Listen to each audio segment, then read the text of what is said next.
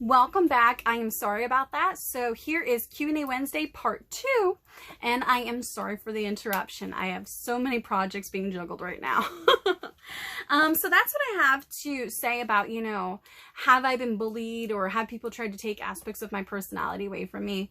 Absolutely. The difference is you can learn from those particular instances. Is bullying fun? No, I do not condone bullying. I don't like it.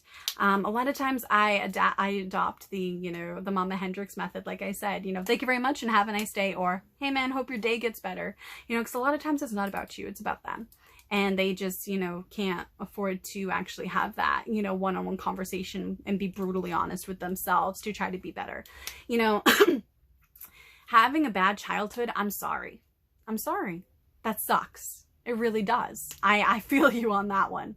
Believe me, in more ways than one. However, just because you had a bad childhood does not mean you deserve to have a bad rest of your life to go along with it. And the choice to change that is you. Your choice alone. And a lot of times, once you commit yourself to a choice of being better and being free with your authenticity, then, people can't use things against you anymore because you're being free with your authenticity. You're being who you are. It's your character that shows who you are.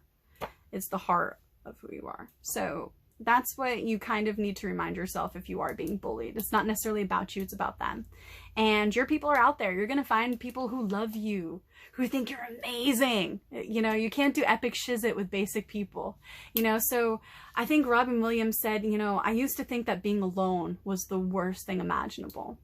And then he was like, but I realized being around people that make you feel alone is way worse. And I think that that's very true. So surround yourself with genuine people who genuinely want to see you happy, who genuinely want to see you succeed, who genuinely want to root for you. It's your responsibility to learn the difference between the people riding with you and for you.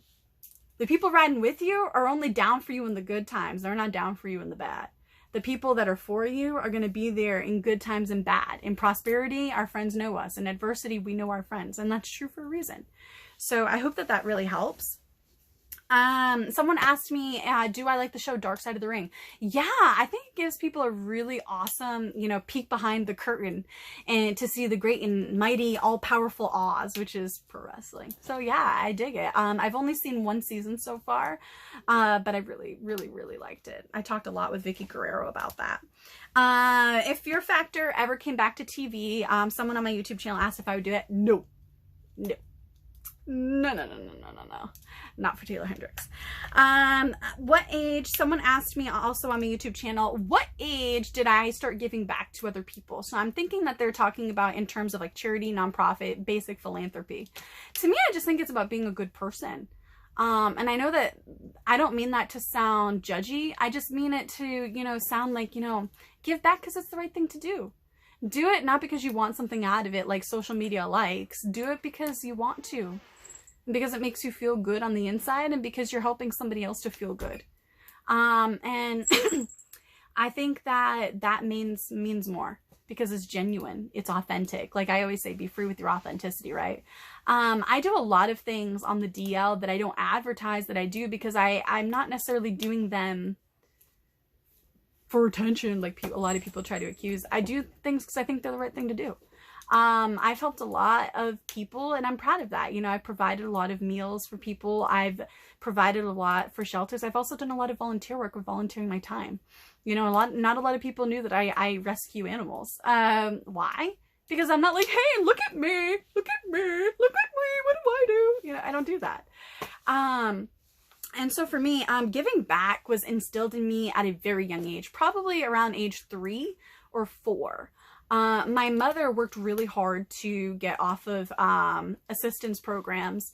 When I was very little, my dad left us when I was a baby, and it was just my mom and I. And I remember telling this story in a promo at WWE, and I saw like some people crying, and that's when I was like, wow, if they're crying, like, I guess maybe this means as much to other people as it does to me.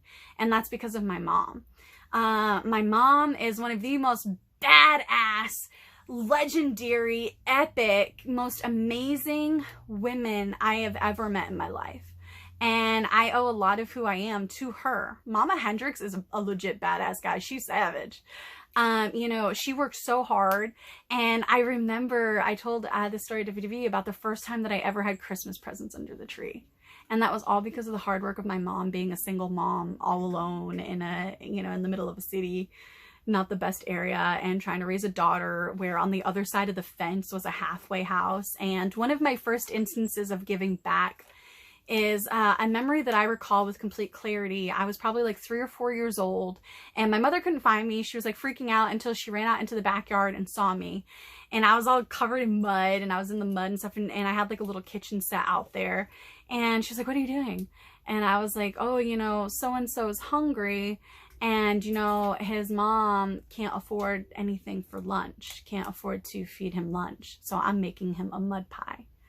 And, you know, I was totally like thinking like that was something that you could eat, you know. I didn't know any better. So here I am, little, you know, 3-4-year-old Taeler Hendrix with my little tiny curls and stuff, and covered head to toe in mud. And we go up to the 4th floor where our apartment was in the city, and my mother cleans me up all good and shiny new, puts some more play clothes on me, and we proceeded to make peanut butter and fluff sandwiches. So New England, it's so Boston, but we made peanut butter and fluff sandwiches. It wasn't the most fancy thing because we didn't have fancy things. We didn't have a lot. We didn't have anything to spare. But it's not about what you have to spare. It's about what you're willing to give, you know, without any expectation in return. And so we made peanut butter and fluff sandwiches. We made about 6 of them and cut them up so they would have several meals out of them. And we brought those sandwiches over to the boy and his mom's apartment. I think that's one of my first instances of wanting to give back because I wanted to do good and I wanted to help somebody. That's one of my first like experiences with that, and I'll never forget that. That was actually in a blog post on my Medium account that I had made. That was one of the things I talked about on one of those was the mud pie. But I've held bowl-a-thons to help, you know, competitors that I bowled against who beat me to, you know, go to nationals and things like that, and like championships and things. You know, I've done so much with philanthropy, and I love it, you know, from making pet beds out of people's old sweatshirts to collecting used crayons to turn them into brand new crayons for kids in hospitals and for preschools. And Slinky has actually gone to like elderly homes with me, and you know, elderly people will get to play with him and he makes them laugh and things like that. I also like to do a lot. Fans that were at a WrestleCon that I was at actually helped me donate to Progeria in Peabody, Massachusetts. The Progeria Research Foundation. I've also done stuff for the Wounded Warriors Project, Cancer Schmancer, which is I think run by Fran Drescher, the actress. I'm very much into giving back to St. Jude's Hospital, no-kill shelters, and all kinds of other different things. But giving back has always been a really big thing in my life because of very humble beginnings, you know, and it makes me appreciate things. I didn't have all these designer things. I wasn't allowed to wear makeup growing up. I didn't have the best of everything. And I think that's something that sticks with me is you don't have to have the best of everything to make the best of everything. You know, I didn't have new clothes. All my clothes when I was very little, because we didn't have money, came from, you know, Salvation Armies and thrift stores and St. Vincent de Paul's and things like that. And then when I was probably about 9 to 13 or 14, I used to go with my sister's grandparents to a men's transition house, and we would make them dinner. And I remember one of my responsibilities was, you know, setting the long tables for them and stuff. And I remember rolling all the silverware with the napkins and things like that. It's just a huge aspect of my life. But I would definitely say one of my first like instances of giving back was probably when I was like 3 or 4 years old with the mud pie. And that stuck with me ever since.